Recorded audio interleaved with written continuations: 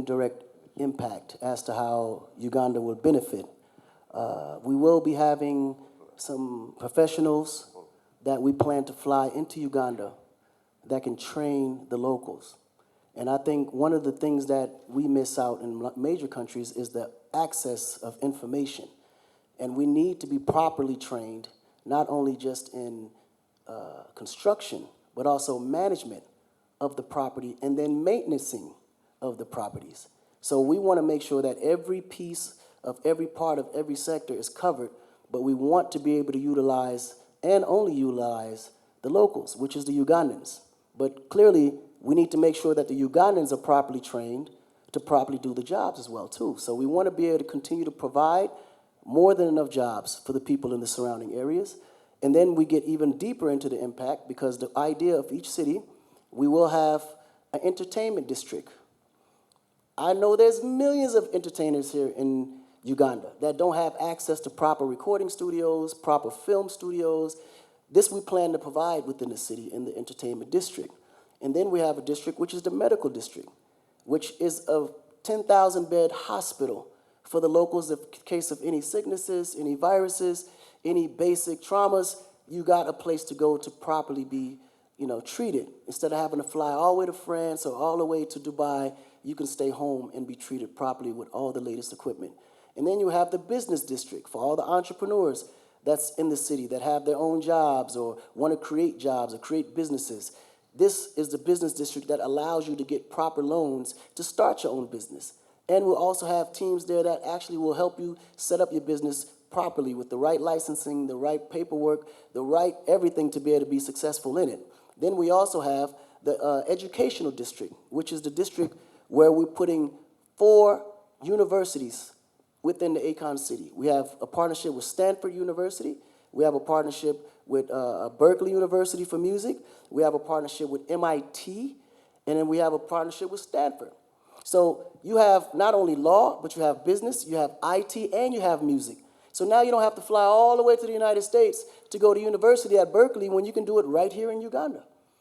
So the idea is to make sure that everything that you can utilize for your day-to-day life and everything that allows you to be able to be the best at what you are will have those elements within the city to help you become that. So these are all the great opportunities that Ugandans will benefit from.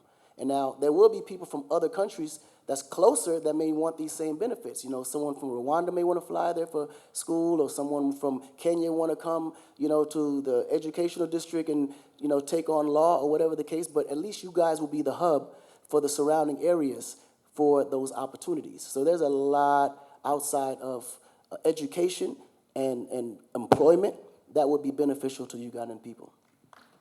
Very good. Thank you very much, Mr. Akon. On that note, I have a question, please. Here. Who? Here. 1 or 2 questions. Leon Senyange, CGTN. Very, very insightful things there that you're talking about. And with the launch of the Akon City in 2018, I would like to know, probably from your own perspective, how much of a drawback the 2020 and still occurring COVID-19 pandemic has affected the ambitions of what you are setting out to do for Africa in terms of generation of resources, the investors you plan on talking to. Let's face it, everybody has been hit economically. So has it in any way affected you? That's my first question. My second one entirely is you have painted a picture of a heavenly city in Kampala in Uganda. Presumably that would be called speculative urbanization, where you're going to create things that are here for Ugandan who is here. Now that presumably, in my understanding, widens the gap between the rich and the poor, the affordability on how somebody here can actually access this city, regardless of the employment that can be set in. Africa is trying to move to a situation where we narrow that gap. How then does this Akon City address a matter of that nature? Nice. So let me ask you a second question first. So the question, if I'm correct, and correct me if I'm wrong, how do you put a city that's here for people that's here? Correct?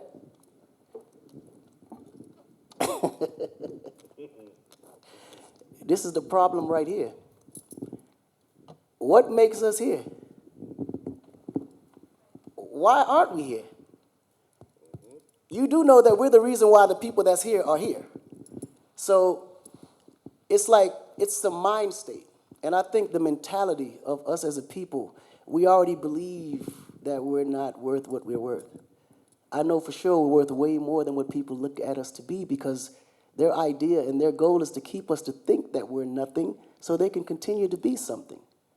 Without Africans, the world won't exist. Without Africa itself, economy won't even exist. And I don't see why there's a reason why we can't build something up here for people that's up here. I look at all of us as we're right here. The only thing that stops us from being poor and rich is opportunity. And if we don't put opportunity in a place where there's less opportunity, people will never have the opportunity to be great. So I don't look at it as a standpoint of something that people can't afford. I know if I put it there, they're going to find a way to afford it because it's going to motivate them to be bigger than what they are now. And I think if we put ourselves in a situation to think that things that seem to be impossible is impossible, we'll never reach a goal outside of who we are.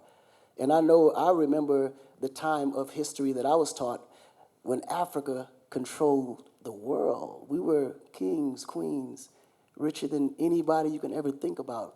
When you look at certain names that made people like Bill Gates live in projects, they had so much money. Because the resources were so rich, and we just unfortunately aren't educated enough to know how to monetize those resources to our benefit. But ultimately, when you do and create an opportunity, people grow with that opportunity. People learn with that opportunity. People are motivated with that opportunity. So it may seem to be something of this nature today, but I guarantee you, you give an African a nickel, you give him 5 years with the right mind state, he'll turn that nickel into 5 billion. Because I'm a hustler, so I know how to flip a dollar. But I have the mind state to believe that I can do it.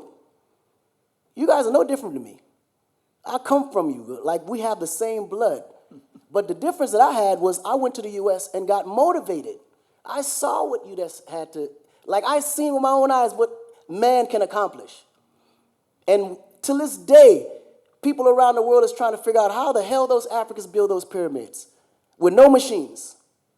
Believe me, we have the capability. We just have to believe in ourselves enough to know that we can do it.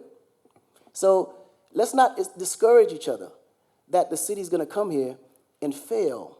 Let's know that when the city comes here, it's coming to win, and I'm going to need your support to do that.